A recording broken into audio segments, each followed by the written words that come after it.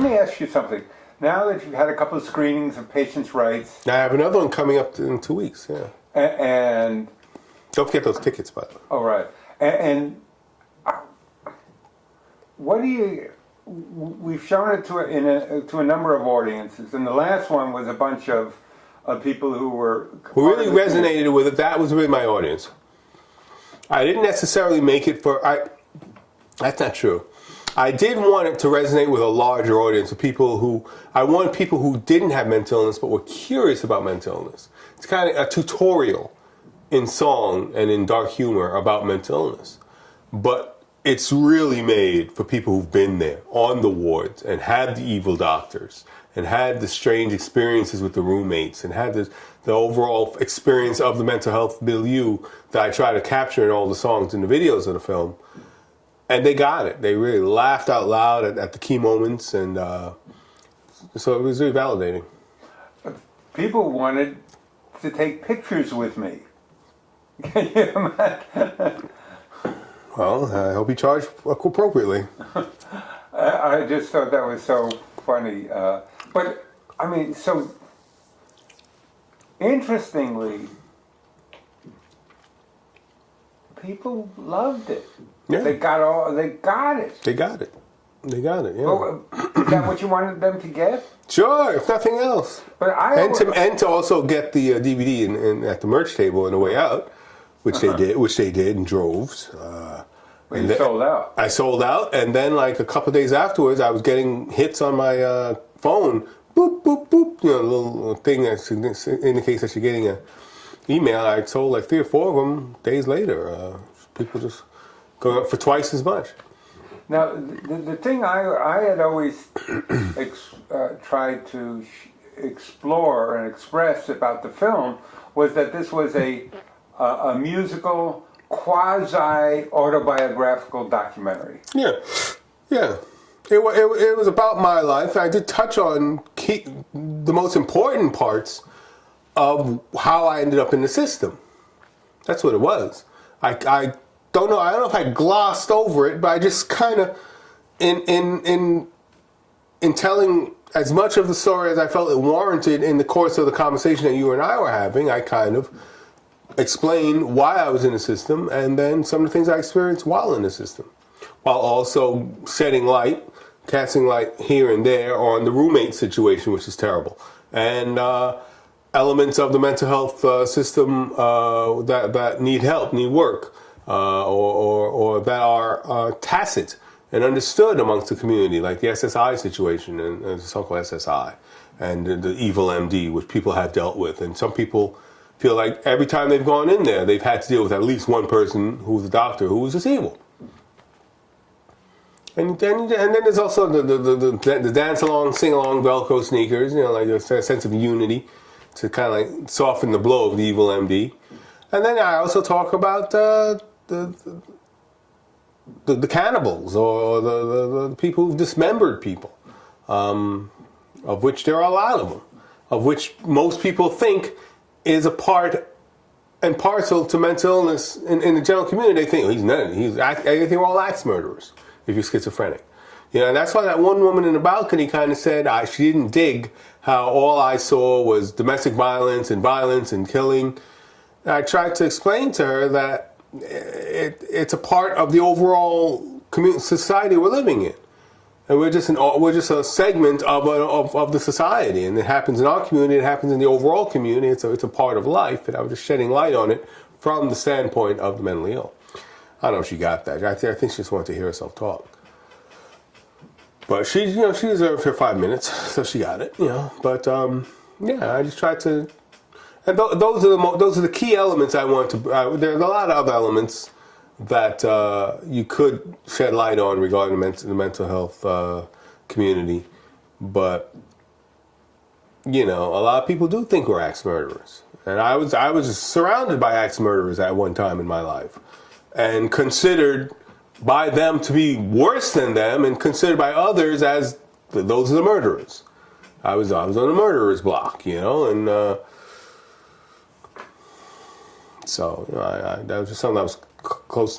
That was kind of close to me. That I just wanted to examine not necessarily be the bully pulpit about it or pontificate on it, but just kind of like write a song and sing a song and give an example of what is the reality of it, good, bad, or indifferent.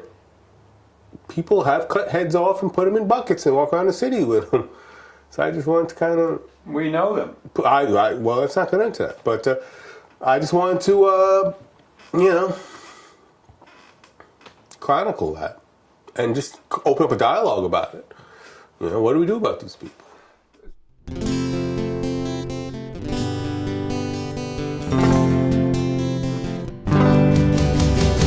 I got my baby's head in a 5-gallon drum. Her body lays in bed. We walk around and talk about the things that we've done. So talking about opening up a dialogue, recently we had another mass murder, I haven't been following that. I don't want to necessarily date this interview. No, I'm just saying, but I'm not dating it. I mean, this could be any interview. Right. Because it happens all the time. Right. And I haven't really been following that. So. Okay, but in the community, there is an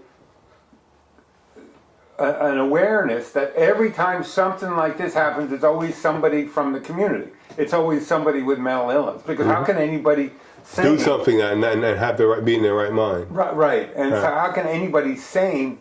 And it gives people who are innocent and harmless a bad name, and also a whole obstacle course that they have to go through in developing a relationship that takes the fear out of this. Well, that's my job. That's Sue's job. Sue doesn't look at it as her job yet, but I'm kind of trying to recruit her. But that's the job of people like me who are sufferers and who have a profound history. I don't know if there's anybody else with a history like mine doing what I'm doing, taking it public and being a spokesperson and the friggin' royal fool, for the public. But that's kind of what I want to do, is just kind of put people at ease about it.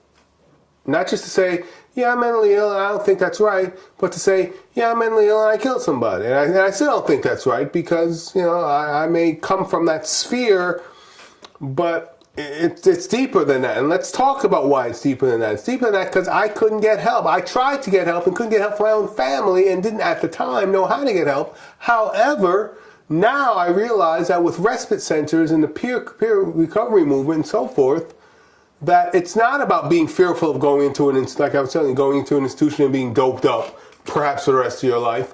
But it's about just taking a break and going into a place around people who have been where you're at right now, can kind of talk you down and bring you down to a sense of calm, or a sense of just feeling maybe you need to go through whatever you need to go through.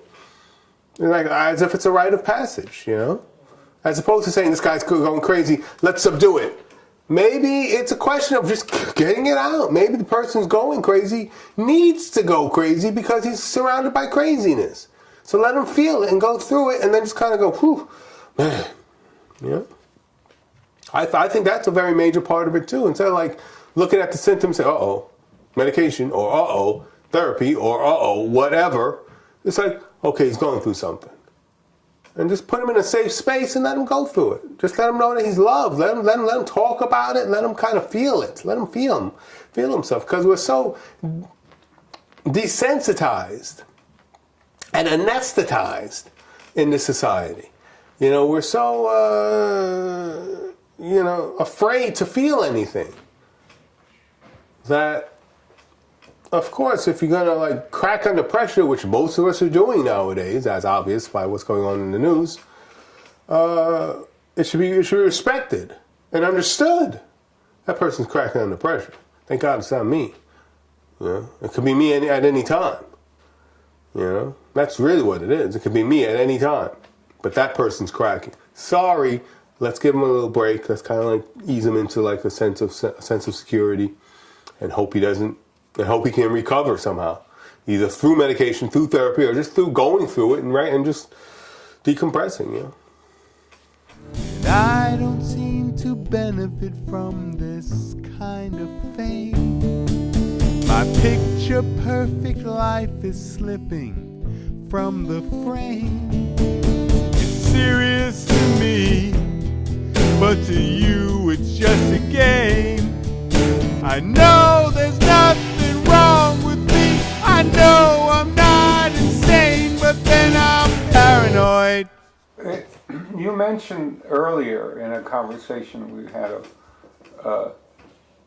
if you had the resources that they have today, We wouldn't be having this conversation because we met through the mental health system, you and I. When I was in a film, after 10 years in the system, that was filmed at an art program in the grounds of a mental hospital that you saw at some screening.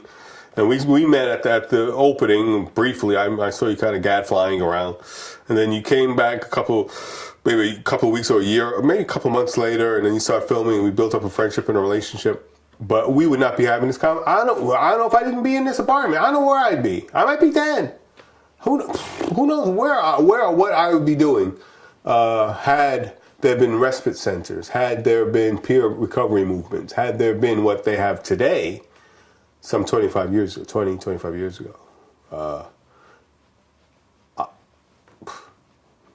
I mean, 25 years ago, there was fear of mental illness in the black community, in the overall community. And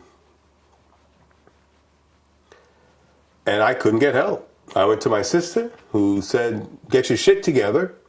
Smoke some, pass that joint. You need to get your shit together. I should be in a mental hospital. You don't need to go to a mental hospital. Pass that joint. And my mother, who's like rubbing healing oil on my head, which is a shamanistic approach, and, it brought me closer to her in that moment, and I felt really great that I was laying my head in her lap, and she's rubbing my head, and it's like, oh God, I started crying, and she's oh, it's gonna be all right, son. For a moment it was great, but a couple of days later, I'm still flipping out. So but had there been the resources today that there were then, but then I never ever want to spend my life thinking like if onlys and think shoulda, woulda, couldas. That's so futile and pointless that I don't truck in that. That's so for people who do. Some people feel like they that's an interesting exercise and whatever they do, but I just never do that. Life you just live your life. This is it. This is how it turned out. And there weren't respite centers, so there was what there was, and thus there wasn't. And as a result, I went through what I went through. My mom is gone. I went through the system. Now I'm out, and I'm doing the best I can with what was dealt with the hand I was dealt. So. Well, you entered the system when there was 4-point with straight jackets. Right, and you've been in quiet rooms. Don't sensationalize. There's nothing to sensationalize. I'm saying, but you experienced that. Well, when it's in the system and you go out of control, they use what the system has implemented to maintain control. Had I been in the system 100 years previous, I'd probably get shock treatment and lobotomized. So let's thank God for small favors, as my mom used to say. Thank God for small favors. Thank God it was 50 years previous and only 25 years previous. Being a black man, they would have cut my brain out immediately.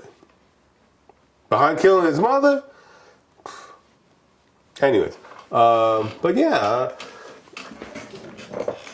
it's crazy. It's crazy. Mama's gone, and Daddy didn't leave me much except my mind. And we all know that it's been touched, but I'll survive and kick ass when the time is right. On SSI, till then I'll take it light. I can tell the future and still respect the past, with my head above the clouds and firmly up my ass. So going back to your film. Patient Science, of which you star. One of us is laughing. I think it's me. I'm laughing. I'm having a great old time. A grand old time. So, but one of the things I wanted to explore with you was I like this idea of humanizing mental issues and mental illness and the new movement. Yeah, and it'll take several generations for it to really I would say make a difference, but to really catch on and really significantly alter the landscape of how we look at it. It may take a presidential something and then more legislative somethings, and that's like in another generation, I think. But it's all part of a movement. Let's all hope it happens sooner, but we won't see the real change until for many years from now, because pharmaceutical companies still want to throw pills at you, and it's such a complex. It's such a major complex. It's like disbanding the military. They'll never do that, or not in my lifetime. So it's like somebody saying, yeah, let's disband the military. Oh, sure, let's work on that. And you get somebody like Obama, or you may get a president that'll reduce and reduce. Then you get another president after that that'll increase and increase. So we've got a long ways to go. But similarly, with the pharmaceutical industry,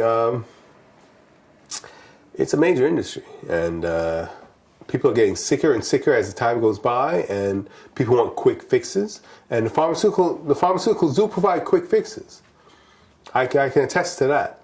Only in that, when I was psychotic, I got a shot. Bang! The next day, my mind was clear. So that doesn't mean I'm a proponent of the medication that did that or that I'm on necessarily. But I do know that with effective pharmacology, you can achieve a considerable level of normalcy. Or whatever normalcy is. I don't even want to go there because that's opening up a whole can of worms. But the problem is that you get these cowboys with MDs behind their name that just that get wooed by the companies with lunches and dinners and sometimes even bigger treats, and to experiment with the new drug. And so they'll just throw whatever they can throw at you. The new one. And it's terrible how it functions. How these doctors are seduced. And some willingly go. Some go willingly. Some get seduced. And that doesn't mean that they're wrong or right or wrong, but I've been seduced. So just talking in terms of seduction, And sometimes you can be seduced. And that doesn't make you wrong or right, but it just happens. And then there are those doctors that go willingly. I've seen it.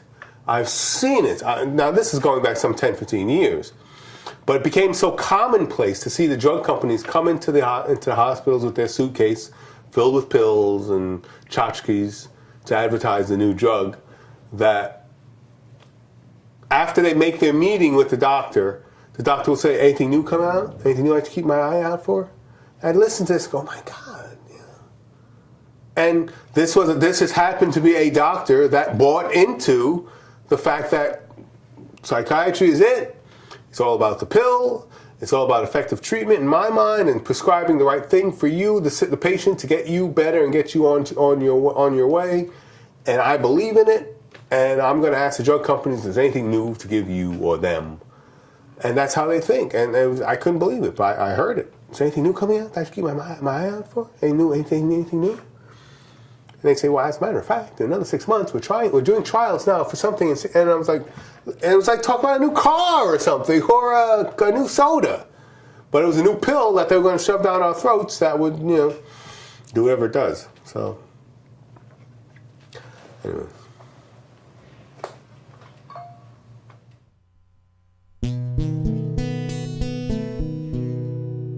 Do you know me? I'm Evil MD. You're looking frightened, but don't question me. 100 more milligrams will put you in your place, you'll see. Have you any idea how important I am? Of course you are. Did you ever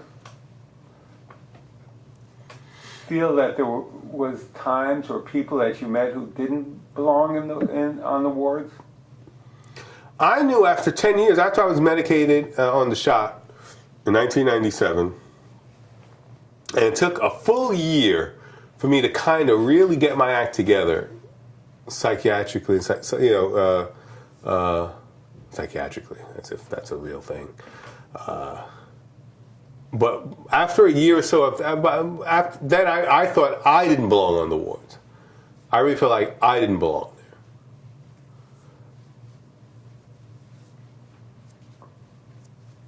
But I ran into other people who I felt didn't belong there, but just got caught up in the system.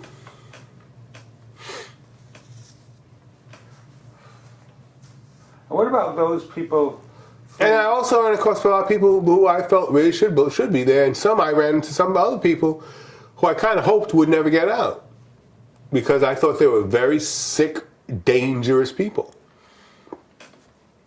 who just happened to be mentally ill. So it runs the gamut, you know. Some of those people need to be there, and there were others that really didn't, and there were others that I guess could benefit from a respite from the world, you know, and then when they're ready to get on their feet again and get steady again, should have been let go and weren't, or were held on to for a lot longer for observational reasons or whatever reasons that I guess the treatment team felt they should keep them there, that weren't really valid, in my opinion. But my opinion doesn't matter. We wear Velcro sneakers and elastic waistbands. We have stone-faced features and fluttering hands. But if you make the mistake of calling me a nut, you'd better believe I'll kick your butt with Velcro sneakers.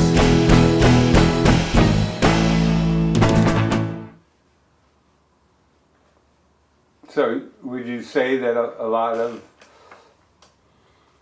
what people go through is losing control of their mind? That's why I rephrased it and said my mind ran away from me. I don't say losing control, because control is a double-edged. That's a loaded word. Yeah, I don't want to say control, because we don't have control over our minds. We don't have control over our thoughts. You know, so how can you lose control of something you never had? But when it runs away from you, when it gets so far afield and so far away from you that it drives you to do things that you don't want to do, or puts you in a situation experientially that is adverse to what you would normally do, or what goes against social norms. And that's even tricky too. That's loaded too, because then I'm sure there's somebody out there who's going to watch this, maybe if you ever edit it, where they'll say, well, what's social norms? And, you know, there's always somebody who wants to argue against something, you know. But there are social norms. Thou shalt not kill, thou shalt not rob, they're the 10 Commandments. Those are social norms, you know. And when your mind runs away from you to the point where it has you going against the social norms, then that's a problem. That's a problem. How many men am I really with? How many men am I really with? Sunday! You're treating me sweet and kind. Monday you're beating on my behind. Tuesday you try to apologize. Wednesday you're punching me in the eye. Thursday you call again and again. Friday I can't help but let you in. How many men am I really with? How many men am I really with? You touched on something here about the cycle of lack of socialization through generations. And it's getting worse. I mean, come on. Can you imagine the kids who are doing all this all fucking day, all fucking night, getting married, and then they're together with their wives, and husbands. Then they give birth to their kids. And that's how they'll relate to their fucking kids. Then the kid's going to grow. It's insane. And one of them's going to be president.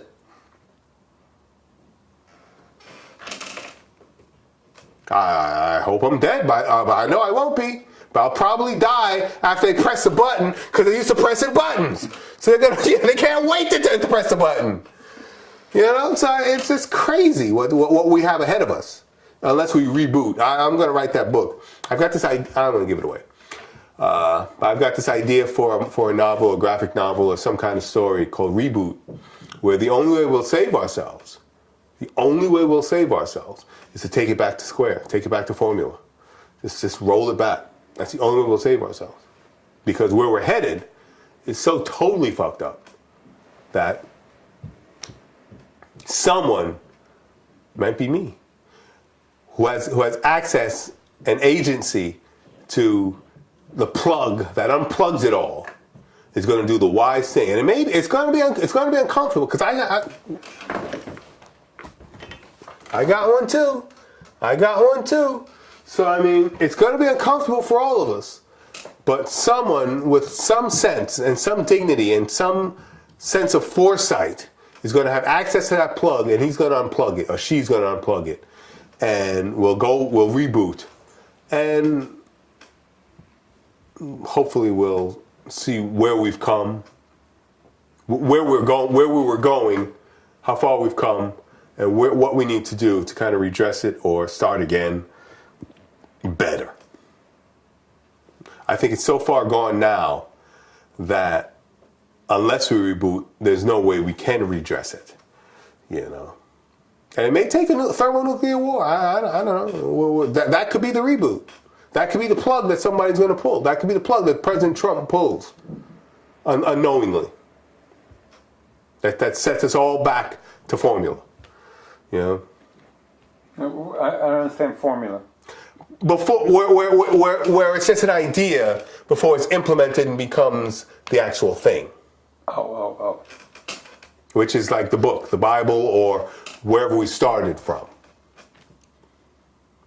The idea of a man and a woman, I don't want to turn into a gay issue, but the idea of people, civilization, people, getting along, taking it back to form is like maybe starting with one or two people. One guy dealing with himself and dealing with his own issues and not fucking with the other person, and then getting along with the other person, and then building a union, which then grows into a community, which then will be a loving and fruitful community, and not what we're living now with racism and poverty and all the shit that we've got going on. That's formula. That's a formula that is in the Bible. I don't want to go to the religious thing. I know you don't like that. A lot of people, when they hear that, they go, "Oh, he's a nut. He's a Bible thumper. Oh, Jesus freak. Yeah, and I'm not a Jesus freak. I don't even believe in Jesus. I believe in God, but I don't believe necessarily in that whole. You know, there's some people like my friend Tim is a major Jesus guy. With him, it's all Jesus, and with a lot of people, it's all about Jesus, almost like as if there's no God.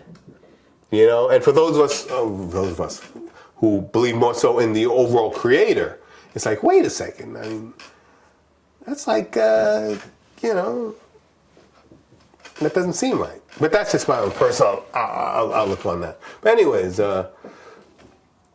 it's all there in the books. It's all there in the Bible. It's all there in the Quran. It's all there in the Torah. It's all there. It's all there. And they taught us all this as children, where we would best absorb and use this knowledge. But then we grow into adults and fuck it all up.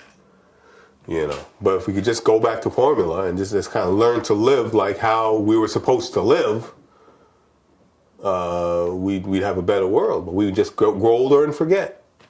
We grow older and forget.